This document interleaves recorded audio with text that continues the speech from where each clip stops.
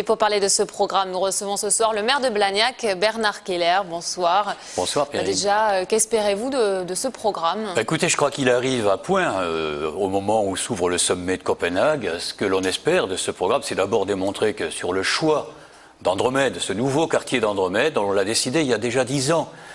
Quand on a décidé d'en faire un quartier haute qualité environnementale, certains riaient, d'autres n'y croyaient pas trop, et tout le monde disait ça va coûter trop cher. Eh bien aujourd'hui, on s'aperçoit que le 21e siècle ayant bientôt 10 ans, tout le monde considère comme normal de mettre en œuvre ces principes. Eh bien, ces principes, il y a 15 jours, c'était une maison basse consommation, la première de génération 21, qui a été inaugurée. Ça, c'est pour les gens, les nouveaux Blagnacais qui vont habiter ce quartier d'Andromède. Et là, voilà les premiers bureaux, qui sont, je crois, magnifiques du point de vue architectural. Ils ont marié d'ailleurs une équipe de Toulousains, puis Pujol, avec une équipe d'architectes britanniques. On va livrer un bâtiment, ICAD va livrer un bâtiment qui va faire quelques 12 000 m², labellisé, comme vous l'avez dit, vraiment écolo. Ça tombe plutôt assez mal en pleine crise. Oui, enfin on peut dire ça comme ça. Ce quartier Andromède va bien, merci. Même si c'est vrai que en fin d'année dernière, il y a eu quelques doutes au moment où toute la France doutait avec la crise qui était avérée. Aujourd'hui, sur la partie habitat, le quartier est complètement reparti. Alors c'est vrai que s'agissant des bureaux, il y a pour le moment quelques doutes, pour ne pas dire quelques piétinements, dus à la relative surcapacité des mètres carrés de bureaux qu'il y a sur Toulouse, parce que il y a 4 ans, 5 ans, les promoteurs nous disaient « mais qu'est-ce que vous faites? On a besoin de bureaux, il y a la demande, etc. » Bien. Je ne doute pas, s'agissant d'un immeuble comme celui-ci, qui est haute qualité environnementale, qui est très haute performance du point de vue de la consommation et énergétique, juste en face d'Aéroconstellation, des usines de la 380, desservi dans moins d'1 an par le tramway, je ne doute pas que, et bien desservi par les voiries, et à 3 minutes de l'aéroport, qu'ils vont trouver bien sûr des locataires de qualité. Il y a une autre ombre au tableau, c'est que le label Écoquartier n'a pas été attribué à la ZAC Andromède. Ça, c'est un point qui me chagrine.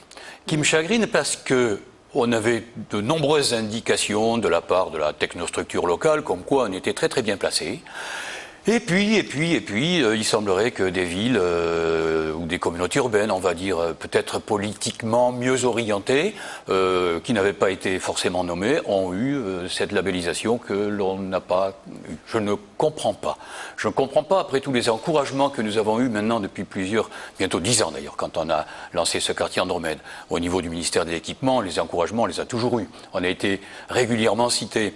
Un exemple, je ne vois pas bien pourquoi tout d'un coup on a ainsi été oublié au moment où justement les premiers habitants viennent de s'installer et les premiers bureaux sont libérés.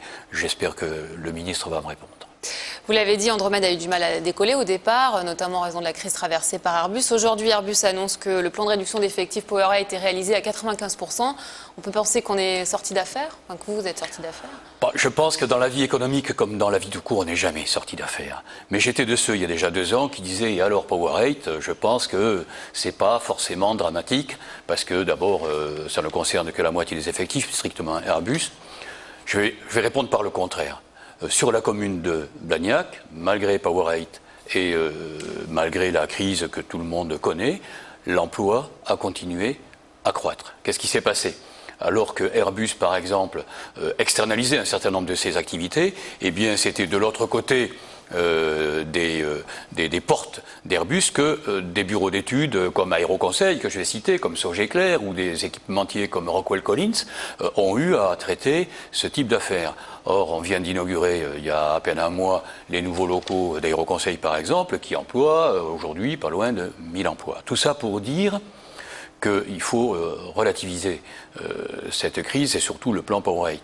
Airbus a toujours quelques 6000 avions ou pas loin en commande, il faudra les sortir. La seule chose qu'il faut espérer, c'est que les compagnies aériennes, qui sont les clients finaux d'Airbus, ne souffrent pas trop et sortent vite de la crise pour qu'elles honorent le carnet de commandes extrêmement rempli, qui est le leur. Moi, j'en connais pas beaucoup des entreprises qui ont pas loin de 6 ans de carnet de commandes et dont on dirait qu'elles sont en crise. On constate simplement qu'il y a des reports ici de commandes, mais il y a très très peu d'annulations. Et je note aussi que, somme toute, Airbus, qui est notre champion local, eh bien, a plus de commandes cette année que son grand concurrent américain. Juste un mot pour finir sur votre actualité politique. Vous venez de démissionner de votre poste de président du PRG, le Parti radical de gauche de Haute-Garonne. Les raisons ? Les raisons, c'est que après 6 ans, c'est un mandat, 6 ans du sentiment d'avoir accompli mon devoir. Aujourd'hui, 575 militants, une centaine d'élus, une trentaine de maires. Il y a 11 élus à la communauté urbaine du Grand Toulouse. Nous avons repositionné le Parti radical comme un véritable parti ancré dans les valeurs traditionnelles de ce terroir de la Haute-Garonne. J'ai pensé normal d'organiser une succession dans la tranquillité. Et il s'est passé chez nous, comme ça se passe parfois dans d'autres instances politiques, on en a le secret, la classe politique, d'essayer de faire en sorte de diviser pour régner. Quand on a 575 militants, Paris nous a expliqué qu'il n'y en avait que 160 qui avaient le droit de voter, même moi je n'avais pas le droit de voter. Grotesque. Bon, tout ça n'est pas grave. Ce qui est important, c'est que les militants radicaux restent mobilisés pour faire valoir nos valeurs républicaines et de laïcité. En tout cas, moi, c'est dans ce sens que je vais continuer à œuvrer, et surtout dans le mandat qui m'est confié pour la ville de Blagnac et pour le développement économique et pour l'emploi de la communauté urbaine. Je vous remercie, Bernard Keller.